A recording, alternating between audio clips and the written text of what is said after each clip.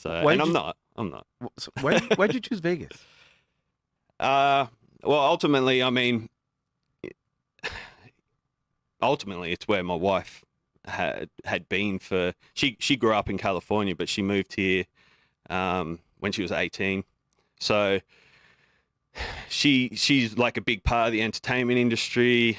Vegas is known for entertainment, right? So probably more back in the day. Yeah. It's still entertainment here, but it's like when the corporations took over, it really leveled down a little bit because now it's about making money, right? Yeah. Like everything else, when a big business takes over, it's about money. Back in the day,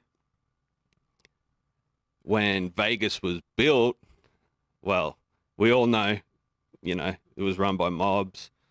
Mob money was coming in. It's big money, you know what I mean? And these guys are like, they're trying to outdo each other. So they're like pushing all this cash through. I mean, I don't want to speak out of turn because I wasn't there, I didn't know, but from what you hear, it's like they put cash through. They wanted to show their peers that they had the best casino. They had the best entertainment. They had the best food, restaurants, whatever it was. They wanted people talking about their casino. You know what I mean? Because How long have you been here? 3.5 years. You've been in Vegas 3.5 years. Yeah. So And how do you feel after 3.5 years? How does the city fit for size? the city's great. I've really sort of, well, I mean, if anyone's moved from another country or another city to something new, there's always that transition period, no matter what. Like, you can't just pick up your life, start it somewhere else, and there's no transition period. So, What do you mean? Like, what's transition? transition is in, I'm from the beach, this is a desert. So that's like a huge Where's the water? transition, you know what I mean? There's no water, there's no trees hardly. Like, our city is like green, beautiful, like trees, nature. We're right on the beach. There's waterfalls and mountains and stuff like that. So it's like moving into an entertainment city in the middle of the desert. I don't think there's anything else like it. You know what I mean? So there's So what attracted you? What makes this feel like home now? I made it feel like home, but in saying that, I opened my arms and embraced what this city was. And now I feel like it's a second opportunity to do what I want to do, um, exactly the way I want to do it. You know what I mean? Do you think So, this is a city of opportunities? of course, Why? because people are open to to see what you're doing. So there's opportunity everywhere. Everyone's looking for networking. Everyone's looking to expand what they're doing. So you have people coming from out of town, who are coming here to network with a different sort of people. Um, there's opportunity because there's so much going on, as in other business like casino businesses and stuff like that, which you don't see many other places, but within that is another network of different business, you know what I mean? So there's always different opportunities coming up. And I think the big thing is like people come here from out of town, like I just said. So it's like you get people from all over the country, all over the world coming here, which gives people who live here opportunity to then network with those people. So then you're expanding Visibility. across the country, you know what I mean?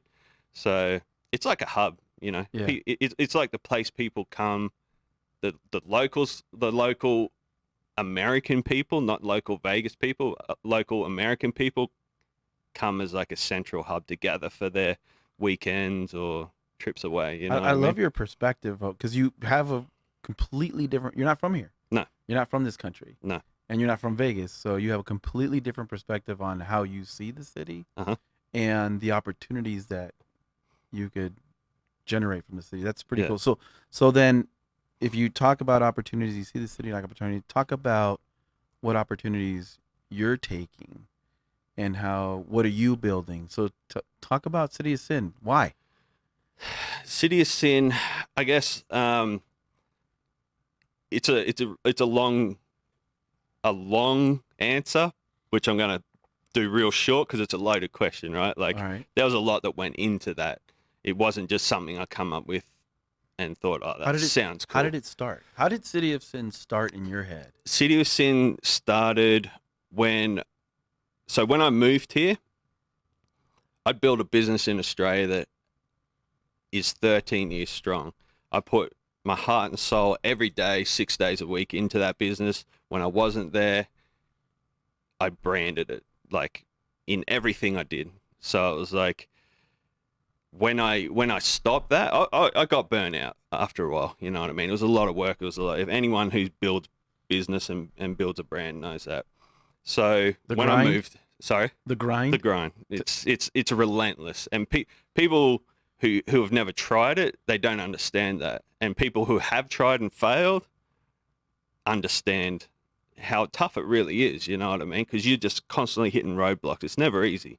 Like, anyone that says that they've done it easy, I don't believe them. You know what I mean? I'm like, you had to have at some point hit roadblocks. You know what I mean? And those roadblocks are sometimes so big that it's. How do you overcome them? You either got the will to keep going or you don't. There's only two things, and that's the two things. So if you're not strong enough to push through it, you'll just quit. You know what I mean? And that's all it really is. There's no secret to it. It's just getting up after getting your ass kicked and trying again. You know what I mean? And you're bringing that wisdom, you're bringing that to City of Sin, the brand. That's right. So, City of Sin. So when I moved here, I said to my wife, I said to my dad, like, I'm going to take a little time off, because I'd never taken time for myself. It was always about the business. Even if I was like traveling, it was business related, because for 10 years I traveled back and forth from Australia to LA, doing business in LA. Started as business, turned into friendships, which then interacted always like that anyway. Like, we're always like coming up with something new, you know what I mean? So basically I wanted to move here and just take a little break, do some shit for myself, draw, kick back, whatever it was. So in doing that, I started researching Las Vegas, what it was about, where it started, all that sort of stuff. Yeah. And that then led me to the infamous Block 16. You started falling in love with Vegas. Man, that story is dope, right? So tell me about it. Block 16 and Block 17, which isn't far from where we're sitting right now. When they were building the railroad out here, and this was early 1900s, they set up an area and on the map you had to see it. So on the map there was like Block 16 and Block 17, and they were the two sections of the city that there was no liquor licensing control. So basically they could set up saloons and stuff like that without any pushback. Block 16 then became famous in 1906 because it started the brothels and prostitution. So that's what separated it. So that in itself, like, there was prostitution, gambling, alcohol, all the things that basically encompass the city, right? So that's what gave it its name. That's what separated it from the rest. And that's where basically they talk about, you know, the railroad workers would go there after work. Working hard? Yep. They go there, they do whatever, they get drunk, they, you know, get their relaxing thing happening. And then also weary travelers, they would talk about weary travelers that would be coming through, stop in the city, they'd go to Block 16. Re-energized. So that really intrigued me, because from Block 16, that's where Sin City come from.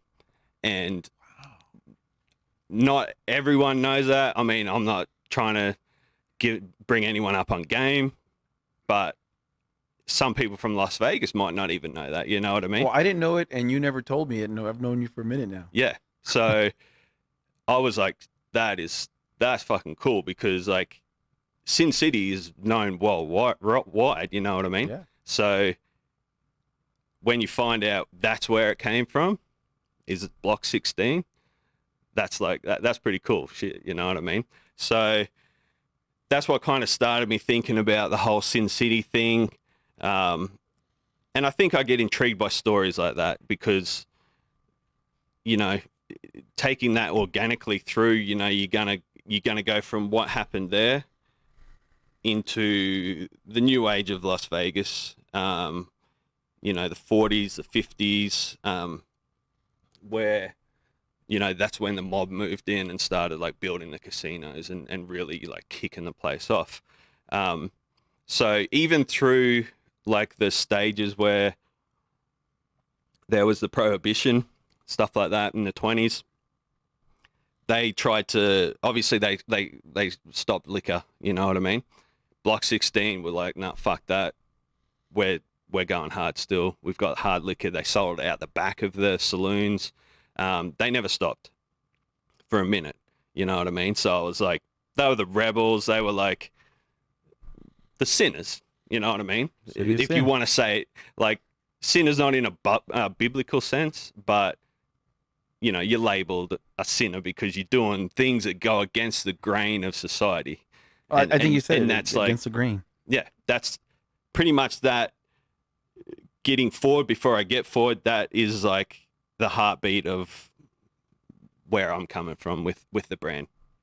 So the only Block 16 ran until the early 40s when they built Nellis Air Force Base, and the Air Force basically, you know, revolted against it, saying we don't want our guys going into Block 16 and you know, getting messy.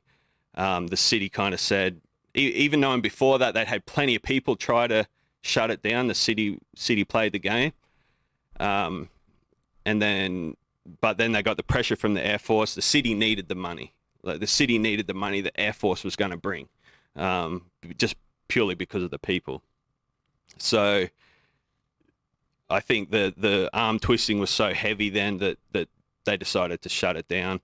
They went in there, they you know, arrested the prostitutes and all that sort of stuff. They set back up, they got out, you know, they paid their money, their fines, they got back out, they set back up. They went back and forth a few times before they just decided that was it, you know what I mean? They're not going to try and fight it anymore.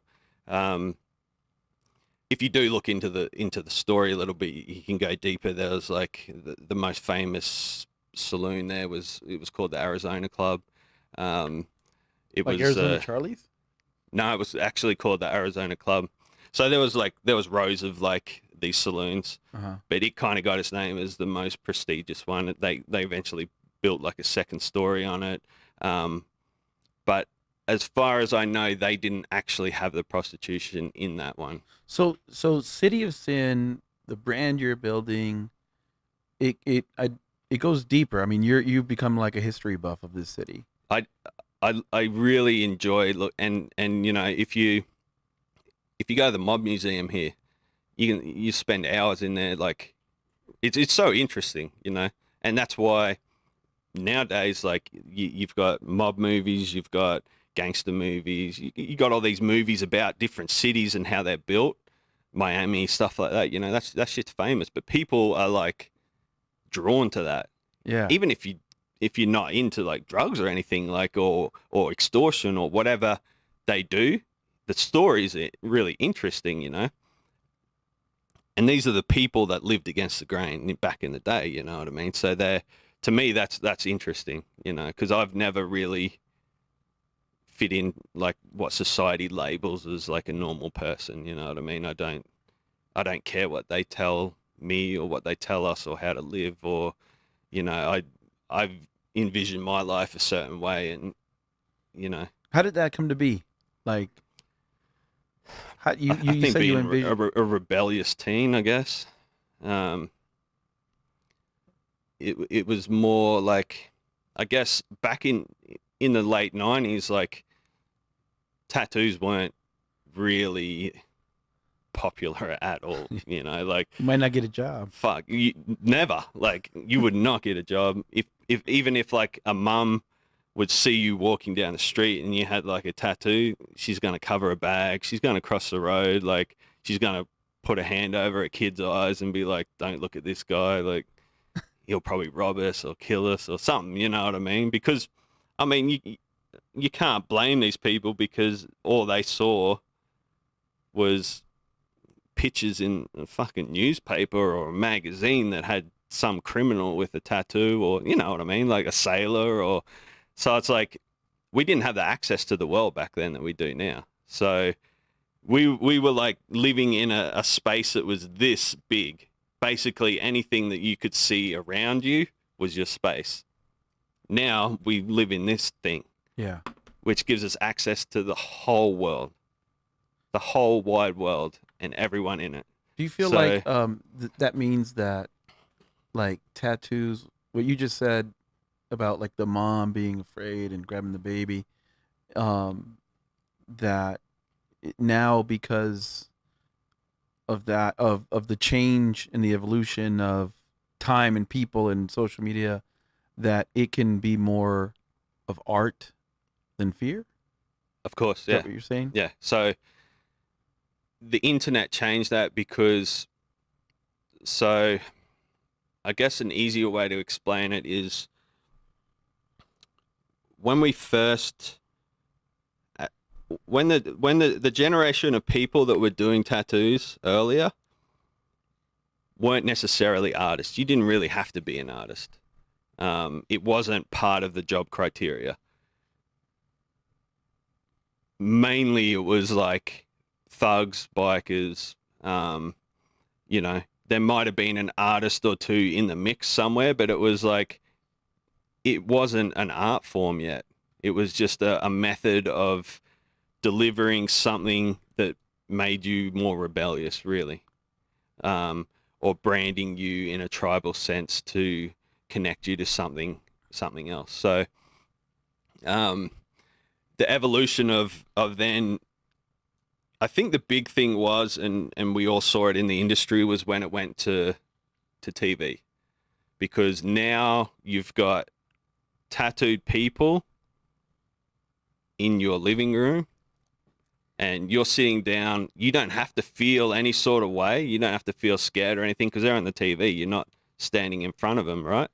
So because you wouldn't have walked into a tattoo studio if you're a mum, but now you can sit in front of the TV and watch these dudes on TV or the women on TV and be like, hey, like, these are normal people. You wouldn't have given them 2 seconds, you know, before that. Remove the demonization. Exactly. So now you've got mums and dads excited to sit down, and kids sit down and watch these TV shows, and all of a sudden tattooing's in your face, you know, so you're kind of forced to go deeper into what it is. It's come out of the underground and it's gone mainstream. So it was a blessing and a curse for the industry. The blessing was now we've opened it up to a huge demographic of people, not just the people who were kind of feeling a bit rebellious at the time, you know what I mean? It's still that, but the mum walking into the tattoo shop, or the dad walking in, or the grandpa walking into the tattoo shop now aren't scared, because they've seen these tattoo people on TV and they're like, oh, they're really nice people. Oh, he's my favorite. I hope he wins, whatever, you know what I mean? So it's like it cut down the barrier of them putting us all in one little box that wasn't very nice, to going, okay, like, my son could be tattooed and he's my son and I love him and he's a good kid, but now he's got tattoos. So it doesn't change him, you know what I mean? So then that come across to everyone else. Lets them appreciate the art. Appreciate the art, appreciate the people who are wearing the art a little more. Is there I'm writing notes down because I'm trying to, I don't want to get too controversial, but Is there a difference between a tattooist and an artist? Yeah, What's, there is. what's the difference? What's the difference between a tattooist? Because I don't even know if that's a word, and an artist. We usually say tattooer, but Tattooer. it is like, I mean, it's here, not there. Everyone has their own sort of terminology, but so there are some people who like get up on their back about this stuff and they believe that they're better because they're a tattoo artist. You know what I mean? Like, but I think there are people that do it for a job, and there's a lot of those people that just do it for a job because it's a means to an end. You know what I mean? Like, and then there's people that do it for a passion, that are really like trying to put art on people's skins. It's not like I can do 10 of these and make a bunch of money to feed my kids, whatever. It's like, okay, I'm going to like spend 30 hours designing this masterpiece for this person who wants to wear a piece of art. You know what I mean? So there is a divide, or not a divide. I wouldn't call it a divide because I hate that word and I hate how society has built that word. Mm-hmm. But there is different levels of where people are sitting and how they do their tattoos. You know what I mean? So would you say it's more of a skill level? It's not even that, because some guys who just do it for a job are really fucking good at it. So I don't feel like some of them guys are interested enough in developing a style, because when you break it all down, I feel like from my point of view, if you can do it long enough and develop a style that's in your lane enough, and someone can actually see a tattoo on someone that you've done and be like, hey, that's Nixx work. I feel like that's like when we've reached the absolute pinnacle of what we're trying to do. When people can recognize what you do just from seeing it, which is, there's not many people around that have got to that, because now with like social media and all that, and having that opened up, we get people that are just like, not copycats, but you know, they see it and they try and replicate it or do it, which then creates like, you're never going to tell if it's this guy or this guy or this guy, because it all looks so similar. You know what I mean? For you, brilliant tattooing, awesome artists and awesome work, but there's not that piece from their soul that goes into it that makes it stand out. You know what I mean? Yeah. You just remind me. It's like your signature is unique to you, mm-hmm. and your artistry, when it gets to like your level, it's your signature. Like, you know, it's Nixx work, right? Yeah. Well, that's where you. I mean, ultimately, that's where you want to be. If someone can be like, if one of your clients comes in for an appointment and says, oh, this dude ran into me, and he's like, hey, is that Nixx work? Fuck. How's it make you feel? That is the ultimate compliment. Like, as a tattooer, in my point of view, I mean, there's plenty of people out there who think differently. For me, coming up from early stages and seeing the growth of the industry, that's the biggest compliment for me. If someone can actually recognize my shit out of a million tattooers, they're like, you know. Why'd you start tattooing? Started in the industry in 98, but I didn't start actually tattooing till 2003. So, I was, the industry's developed in a different way, and you know, I could talk for hours about this. I don't really want to, but when I started, the process was extremely difficult. You had to, unless you didn't care. I cared to do it the right way. I cared to do it under the right person, and I cared to be an artist. So I was kind of looking at it differently to someone who just wanted to slap tattoos on someone to, obviously make money, you know what I mean? So it took me that 4 years to prove to Paul, the guy I apprenticed under, that I was the right guy for the job, because he could pick anyone. He was like one of the leading artists in Australia, known not just there but around the world for his portraits and his black and grey work. He went into Japanese work later in the piece, but the fact that I got to learn under him is a big deal in Australia. So I'm super proud that I got to come up like that. So in saying that, it took me a long time to prove to him that I was going to be the right guy, which just come down to commitment, perseverance, and all those things. Like I was saying with the roadblocks earlier, like I hit so many. There were so many things that I could have just gone, fuck this, I'm not doing this anymore. You know what I mean? This is just too hard. But I wanted the light at the end of the tunnel is what you just always trying to reach, right? So that never goes out. It's just if you want to turn around, and the easy ways to go back out the other side, or if you want to just keep pushing towards that light. What did that light look like? That light is like freedom of expression. It's being able to create something that will last with someone forever, and getting to a point where you're called a professional tattooer, which back then was a big thing. Now motherfuckers are going buying shit off the internet and calling themselves a professional after 2 days, and you know what I mean? Like it's I'm not going to go too far into that because it's such a long story, but back then that really, really meant something. You know what I mean? He gave me a plaque at the end of my apprenticeship to say I'd worked under him as a master tattooer and I'd completed my shit. Like, You respect man, that's the game. the proudest thing I've got. You know what I mean? You respect the art and you respect the game. Tell me about that. 100%. 100%. I mean, it's my whole life, and I'm passionate about it every day. Every time I get to do a new project for someone, that's an excitement level that you can't match to anything else. Like, you're talking about this, and they're entrusting you to put something that nothing lasts forever.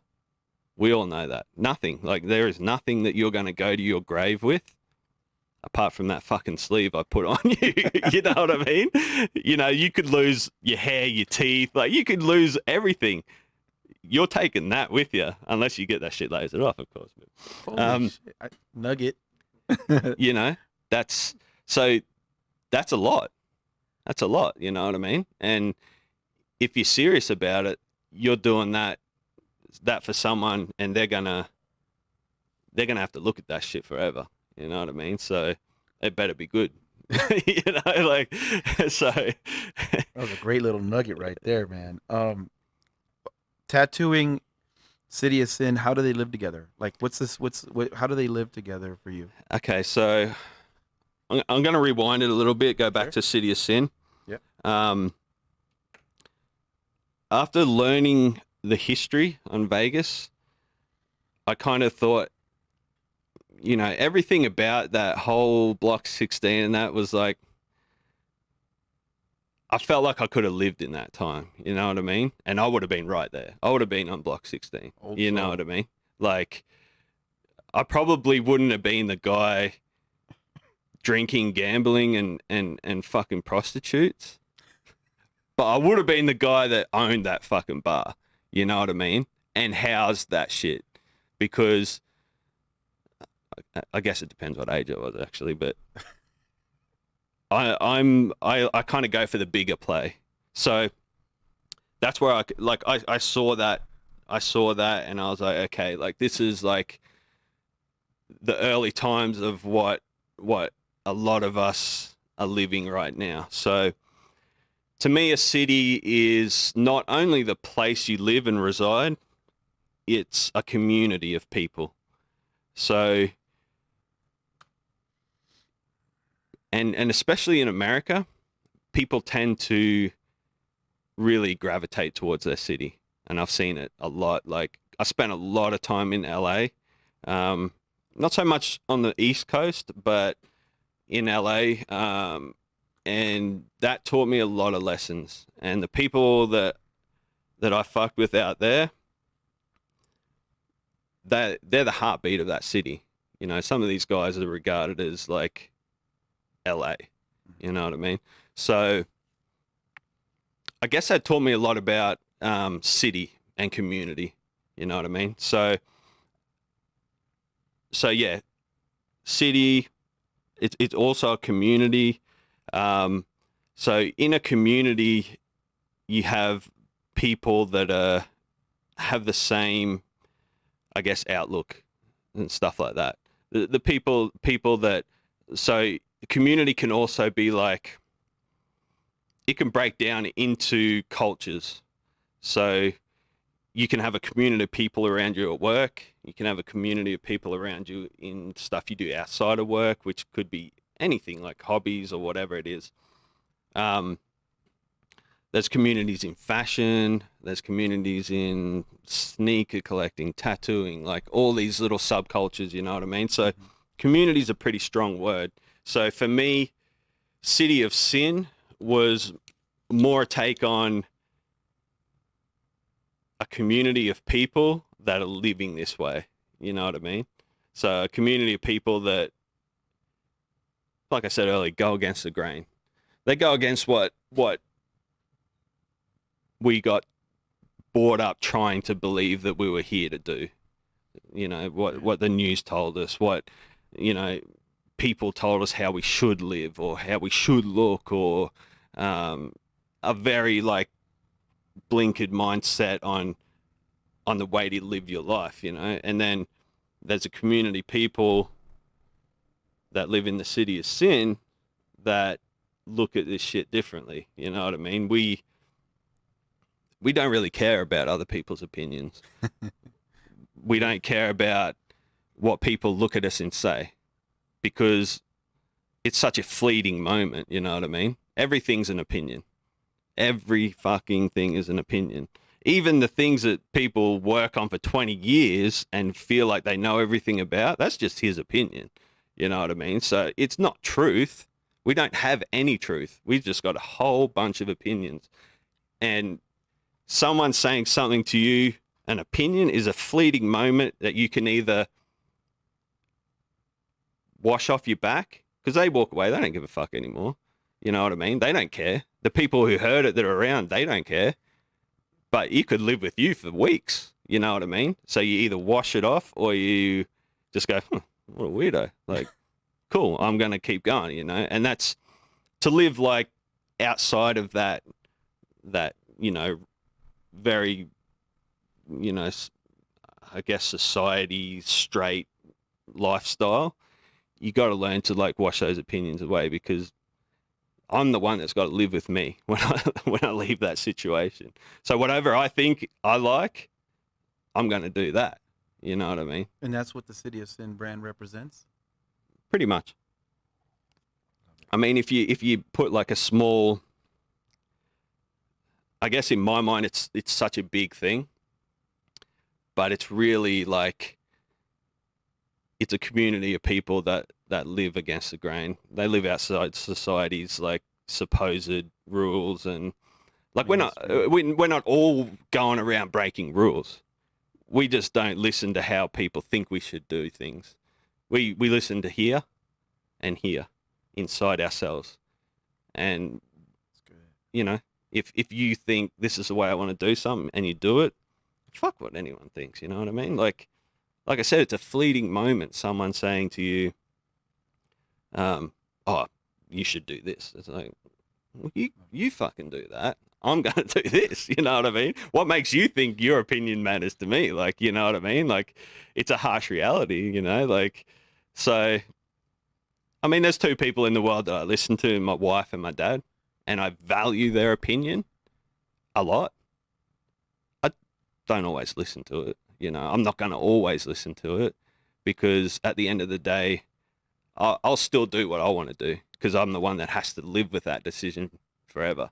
You know what I mean? So Hey, yeah, let's switch gears a little bit. sure. Because you tagged on something that I wrote down. Uh-huh. Tell me about your pops. Um, shit, where do I start? Great man. I mean, he's he's the reason I am the way I am today, and I'm super grateful that, um, as hard as the lessons were, that they were taught. You know what I mean? He had old school mentality. Grew up on a farm. Um, Completely different to how I am. Completely like opposite ends of the scale, but you can be on those opposite ends of the scale, but it depends how your morals and principles are how you're valued as a person, right? He teach So you that? yeah, of course. Like he was a hard worker, super hard worker. Like as kids, we really didn't see him as much as like obviously we saw mum. You know what I mean? So, but he had that grind mentality where he was going to build a business, he was going to be successful at it no matter what it took, and he was going to look after his family. You know, and he grew up in the 50s, man. That shit was different. Like people had roles back then. You know, mum looked after the house, dad went out and made the bread. Um, it was it wasn't woke. You know what I mean? There wasn't everyone going, fuck, I deserve this, that, like equality, like, yeah, all that stuff's great. But back then, that it was different. You know what I mean? So he had no choice but to make it work for his family. You know, because that's how it worked. So along with that came, I guess, lessons in money, lessons in investing, um, lessons in paying tax, um, lessons in what's important to get you through life, and little alley oops to be able to, you know, do something with your future. So, you know, a lot of guys don't learn about investing. Their parents don't even invest. So they grow up thinking you got to save money.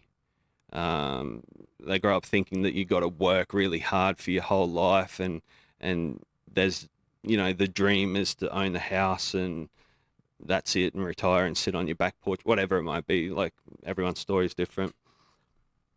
Um, his his motto was always, you have to borrow money to make money, and you have to let other people use your money to make money.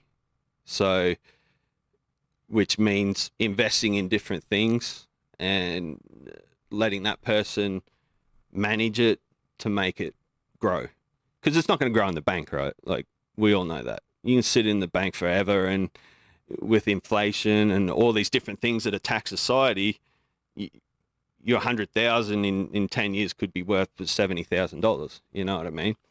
If you put that 100,000 into an investment, it's going to go up and down with society too, but chances are it's going to be worth 130 rather than 70 in 10 years, or 200, or whatever it is, depending on how you invested and what you invested in. Your pops You know taught what you I all mean? that? Oh yeah. And made sure that as much as I didn't want to listen, because I'm a fucking kid and I think I know everything, right? Like, that's just how it is. Like, and that's, now I'm dealing with my kids. I'm like, shit, I was probably like this too. But it was just the consistent jamming it down my throat. I had to get over the age where I thought I knew everything to listen. I wish I'd listened earlier. You always have hindsight. I wish I'd listened earlier, because if I'd listened earlier, I'd be in a much better position than I am right now. I'm not saying I'm in a bad position, but if I had listened earlier, then yeah, you know, How often do you talk things to your would be pops? fruitful. As much as I possibly can. I miss him. Like, I'm being in Vegas and having him in Australia. It's tough. Like, we've become like I said, we didn't see him a lot when we were young. He always tried to like make it to my games, and like on the weekends he'd like take me on my riding on the motorbike, all that sort of stuff. He tried to be there for that stuff, but I think as we grew older and as after we lost mum, we really tightened up as a family unit. You know what I mean? So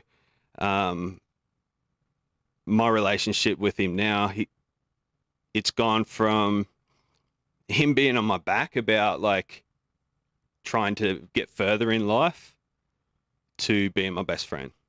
You know what I mean? So he's like, he probably thinks now you're fucking old enough to do it yourself, and if you mess it up, well, that's on you. You know what I mean? But it's such a nicer relationship now because I can get on the phone and talk to him for an hour and have a laugh and tell him everything, and he's proud of where I've come. Even though he wasn't at the start, he was like, "You're gonna be a tattooer? Like, what the fuck is that? Like, you'll never make any money. Like, you're just a scumbag." Like, the same way that the rest of society thought. But now the whole shit shifts where he's seen like, oh, there's a future in tattooing. You can, if you're passionate about it and want to build a business, you can. If you want to be successful, you also can. So there's levels to everything. So there's levels to that too. So yeah, now he'll bring his friends in. He would never have fucking done that. You know what I mean? Now his friends will visit. And when I was in Australia and had my shop, he'd bring him in and say, "Look," you know what I mean? Like, he's proud of you. Big smile on the face, like he's proud, Yeah. Which that's all I ever wanted. I just wanted to make him proud, you know what I mean? So tell me about Sabina. Sabina, my wife. So, shit, where do I start with that one? How'd you guys meet? We met in Vegas. We'd known of each other. She was in the tattoo industry. I was in the tattoo industry. It's kind of crazy. We worked with all the same people out here, and she also worked with people in Australia that were friends of mine as well. But we'd never met, which was the crazy part, because she'd come to Australia and do stuff. I'd come out here and do stuff. We had the same circle of friends, but we'd never actually connected. So long story short, we connected here in Vegas on a trip that I was out here for work. And then before that, we talked on the internet about linking up and doing work, because I was representing a tattoo machine company in Australia from here.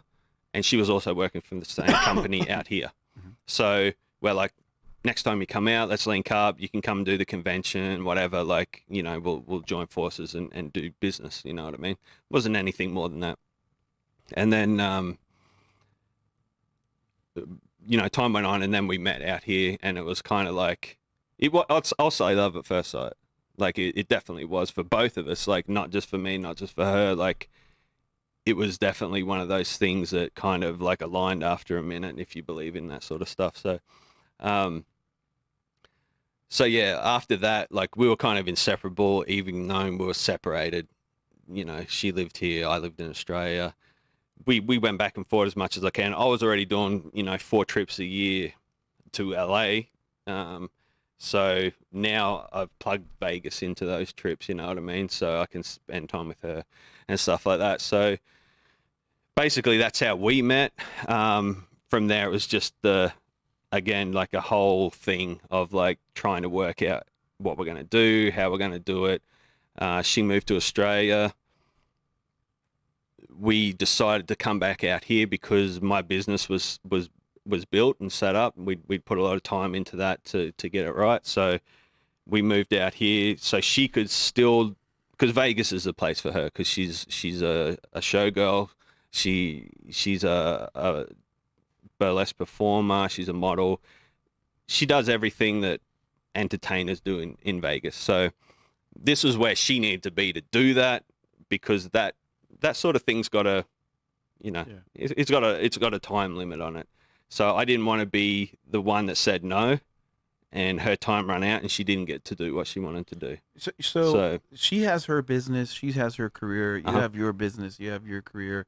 Love at first sight, all the lines. Tell me about the dynamic. You're starting a new business. You're now expanding your business.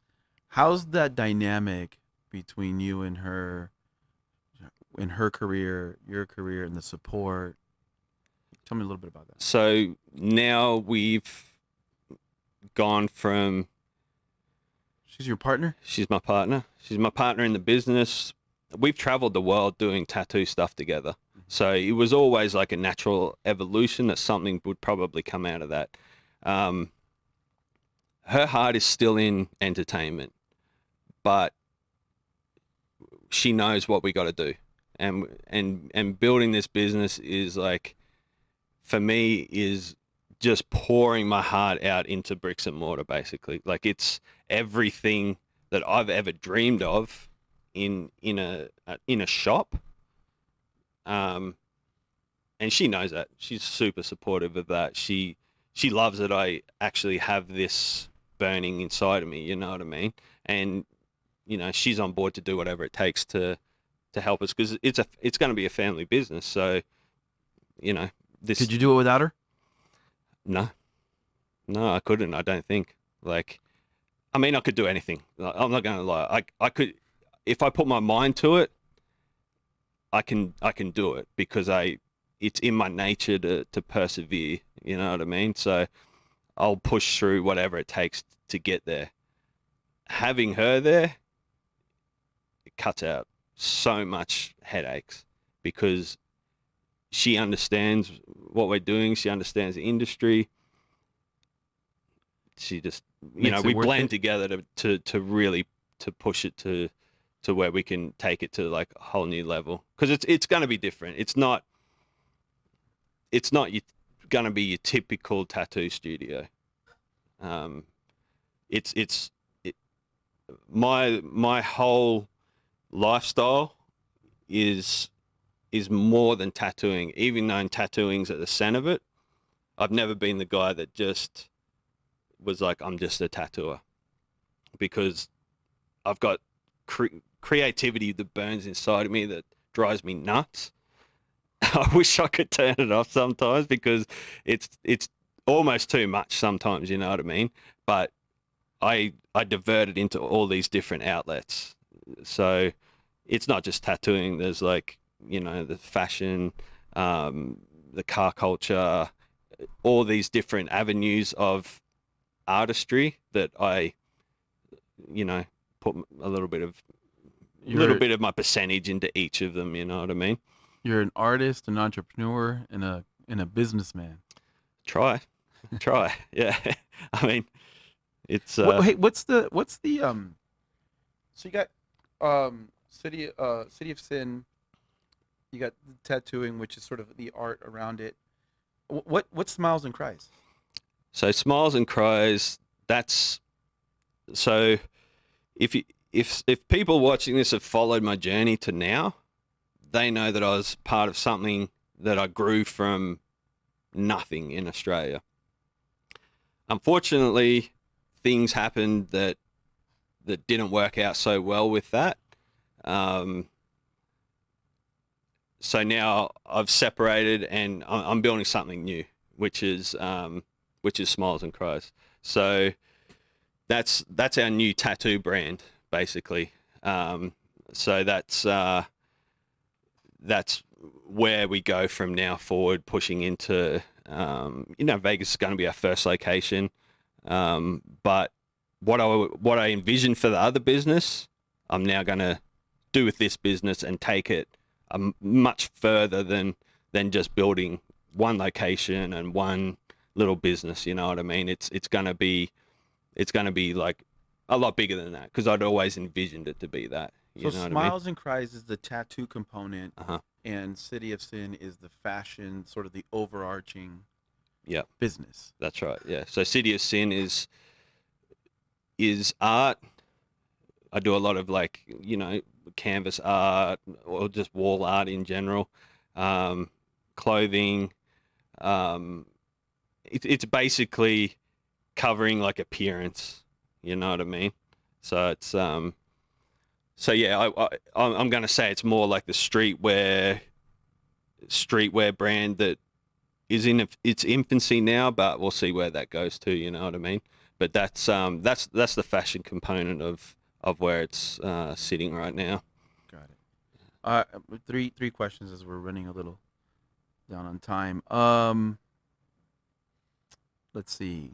And just before, sorry to cut in there. Yeah. Smiles and Your show. cries. Yeah. As we go through life, right, and it actually comes from Training Day, the movie, which is, everyone knows, well, not everyone, most people that have seen that movie, they bring it back to that. But basically, smiles and cries is in everyday thing. One day you might be smiling, one day you might be crying. It's like the thing that we face through life from the beginning to the end. You know what I mean? So it's like, it's kind of like the ups and downs, realistically. So just to put a perspective on the name, that's where it really comes from. So it's very fitting to where we're at right now. Put it that way. Yeah. All right. How do you deal with haters? It's an interesting thing because it wasn't something that really existed until social media existed. Well, it wasn't in your face, you know what I mean? Again, I'm going to go back to the opinion thing. Like, anyone can say what they want. It's whether you care enough to listen or just be like, come on, bro. Like, like, your opinion really doesn't mean shit. Like, it really doesn't. Like, you're obviously missing something in your life for you to like come at me that way. Like, you know what I mean? So I think if you're hating on other people, you've got too much time to worry about what other people are doing, and you should just reel that in and focus on where you're going. Because if you're focused on where you're going, all the other stuff just goes past. You know what I mean? So it's like people can say whatever they want, but I'm seeing past that. Like, I'm so focused on what's down there that these fleeting comments of like whatever, it really doesn't. It's water off a duck's back. You know what I mean? So there's always going to be people that feel a certain sort of way about stuff, and you can't get around it. It's real talk. Water off a duck's back. What, is that an Aussie thing? Yeah, I guess. If you've never heard it, it must be. Yeah. It's like, shake that shit off. You know what I mean? Like, yeah. Keep moving forward. Keep swimming. Hey, you know what? I have to ask you this. How did Mr. Cartoon and all that come into your life? What does that all mean? Like, give me a little rundown. I regard Cartoon as like now one of my best friends. We talk on a regular basis. I've not only grown that relationship with him, but I also look at him as a mentor because he ultimately is doing everything that a lot of people strive to do. He kind of wrote the blueprint for people like myself. Not everyone, but people like myself. You know what I mean? So that started with, obviously I was following his work for a long time being a tattooer. He was in magazines and stuff like that. So the only way we got to see things is like tattoo magazines, any publication that come out in writing. And he was frequently in that stuff, you know what I mean? So being an Aussie, not being far removed from LA and the LA culture, that's how I learned about him. Fast forward to, he did a line of car care products. Huge. His whole, one of his biggest passions outside of art is low riding. And if you follow him, you know that. So he developed a car care cleaning products line, and as soon as I saw that, I was like, oh shit, this is like dope. You know what I mean? This is like something huge. So I hit him up to sponsor the bike I was building at the time, which was a low rider style bike that was going to be the first one in Australia to that level, and really kicked off a whole scene. If you want to like go deep into that, it was the first one to open people's eyes to it, and now that scene is huge, and it's so dope to see. Like it's really Are really. you the fucking founding dope. father of lowriding in Australia? No, definitely not low riding.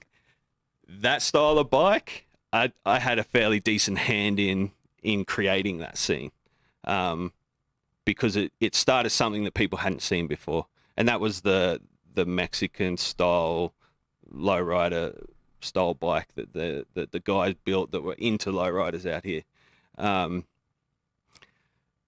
So then I hit them up. They agreed to sponsor me.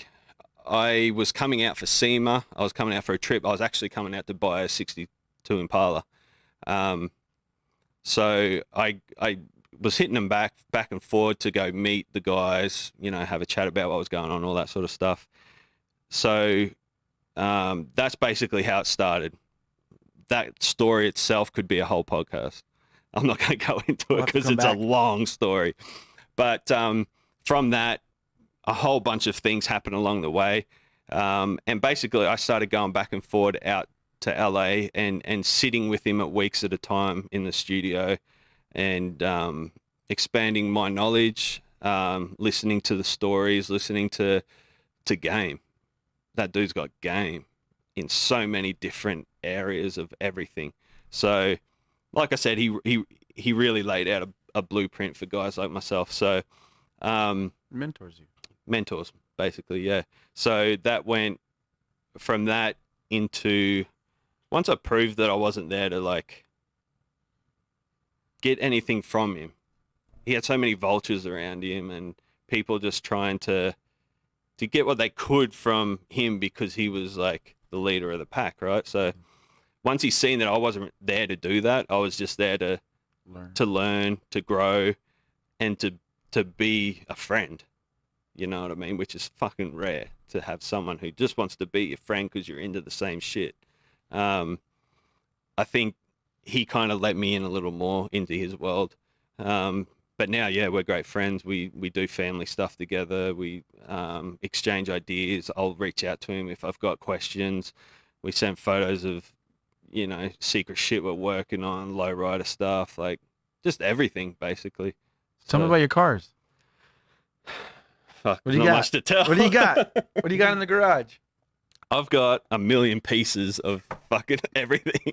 I got a 62 Impala, 64 Impala, both rags, both in a million pieces in the build. The 62 I had running at some point when I was in Australia. And now I've bought it out here and building it here. The 64 I bought as a shell.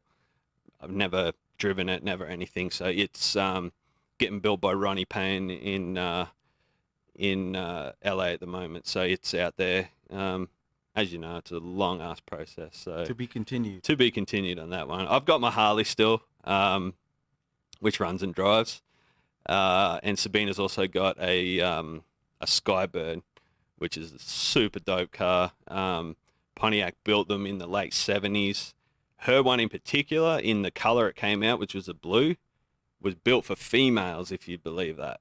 So it was one of the only cars that was built especially for a female, with a female in mind, you know what I mean? So it came out in a blue colorway. They built it, I think, in 78 and 79. She got the 78 because it's her birth year. So she's got that, which is super cool. She always wanted it. So, you know, at some point we knew we were going to have that. And then obviously I've got my newer cars and stuff like that, which I also enjoy. But cool. The old school is where it's at. Let's do. Hey, give us some Aussie sayings. Aussie sayings. Yeah. Come on, I need to learn. Do you know what the fucking funniest one is though? That we don't even say. Let's hear it. Throw a shrimp on the Barbie. What? Everyone says throw a shrimp on the. Fuck, we don't even throw shrimps on them. We don't even call them shrimps. We call them prawns. What? So what did it, like? You don't. Australians don't say throw a shrimp on. No. No. All right. Well, give me the real one then. Give me a few real ones. Damn, you put me on the spot, and there's so many. we got some funny ass words like that you say out here and people are like, what the fuck is he talking about? You know what Yeah. I mean? Water off the duck was one of them. Yeah. I mean, obviously, "G'day, mate" is like that's a very well known one, and like we use that all the time. And I explained earlier about the swearing, which is a very Aussie thing. You know what I mean? Yeah. But you get into certain parts of rural Australia and stuff like that, and you're gonna find some pretty funny characters that talk like totally different. You know what I mean? And even my wife says sometimes she can't keep up with like the slang because we tend to talk fast and we tend to cut the end of our words off, so one sentence becomes one whole word. Yeah, you cut off the know end of what the I mean? word and then you attach it to the word in front of it, and then you keep doing it for like 4 or 5 words. Yeah, so we don't like pronounce our shit. When I moved here, I started to try and pronounce stuff because people would just look at me and like, I didn't understand it. Come on, give me one. Give me a couple of them. I'm putting you on the spot. Yeah, put me on the spot.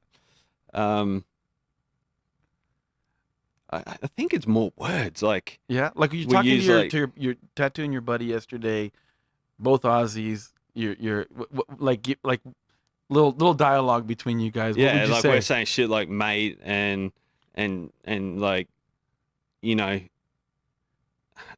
I guess it's hard to say because it's like when you go, say you go into like Brooklyn or something, or like they got their own slang, you know what I mean, in these certain parts of and you sometimes I'm like, I didn't. You don't even understand know a it. fucking word that they're saying. Well, when you talk Aussie to Aussie, you probably don't even know it. You just start going into that. Yeah, so mode. we've got our own little slang and words that we use that people are just like, man, I'm lost here. You know what I mean? I don't understand it. Even like the difference in like we say aluminium and you say aluminum. We say tomato, you say tomato. You call it slushies, we call it ice Coke or ice, you know, like I get laughed at all the time because I ask for something and they look at me like, we don't even have that shit, you know what I mean? I'm like, you know what I mean? Like the fucking frozen Coke thing over there, you know what I mean? But it is funny, like the separation of like same words and same sayings, like, you know, even like, you know, old school Australian, you know, you say, call someone a digger or, you know, digger's just another guy. But it's an old way to say it, like, oh, that digger, that old digger, you know what I mean? Like, just stuff like that, that if you heard that in a sentence, you'd just be like, what is he talking about? You know what I mean? Right. So it's kind of hard to say, like, saying so much, as in we have more different words. So, what if we close with do a plug? Do a plug for Sin City. Do a plug for Smiles and Cry. So I'm gonna more than plug. I'll just explain where we're at. We're building Smiles and Cries right now, which will be in Vegas. Obviously, it's going to be a premier tattoo studio. I'm going to have a podcast set up in there. I'm going to have our printing office in there. There's going to be a clothing store. So basically, there's going to be a lot going on in this area, which encompasses lifestyle. So basically, anything that I love is going to be in there, you know. So Smiles and Cries, we're hoping to be open by December. With the world it is right now, who knows? It could be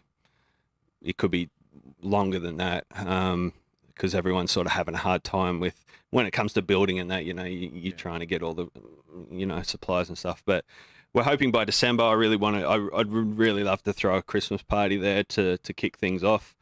So that's everybody invited. Hell yeah. Everyone in the city is going to be there. So that's my main project right now, is trying to get that off the ground, working day in and day out for that. So cityofsinlv.com, that's the website for the clothing. City of Sin LV Instagram for the clothing. I'm working on a fall winter line right now, which should be sort of in the next month. I'm also working on bringing a little bit of the mob thing tying into it as well. So if you know who Bugsy Siegel is, he's our first guy. If you don't know who he is, look him up. Him and Mike Lansky owned the Tropicana Casino. No, Flamingo. Tropicana. The Flamingo Casino in Vegas. So if you want to do a little bit of homework there, it's a cool story, cool ass story. There's also a movie that just came out last year called Lansky, which, yeah, it really is a great movie. It's My Lansky's like last words, telling a story, and it's also got a lot of Bugsy in it as well. We gotta add like history buff to businessman, entrepreneur, and artist. I think I'm just interested. I think I just get interested in shit. You know what I mean? And finding the roots. I like roots of things. You know what I mean? So I think that's kind of where that comes in. I try to educate myself on as much as I can, just so I know I'm not just spraying shit. You know what I mean? Which some people do, because then it's, you know. So yeah, Bugsy Siegel. That's going to be the next little capsule I do, which is really cool. I really enjoyed designing that one. I kind of geeked out on that shit a lot. Nice. And then yeah, Smiles and Cries. We're building that, and I'm going to put together a really cool crew of people to work there. You know, people with the same sort of drive, motivation, hustle. People who really want to do something with their tattooing, not as a job, but as a passion. So as an artist and a professional, respect the game. Respect the game, yeah. That's right. Yeah. Want to add anything else? I think we're there. Yeah. Yeah, I think that's about it. Stuff. Yeah. We'll look at the footage and see what we can get out of it. Yeah. Oh, there's nuggets. I guarantee you, there's nuggets in there.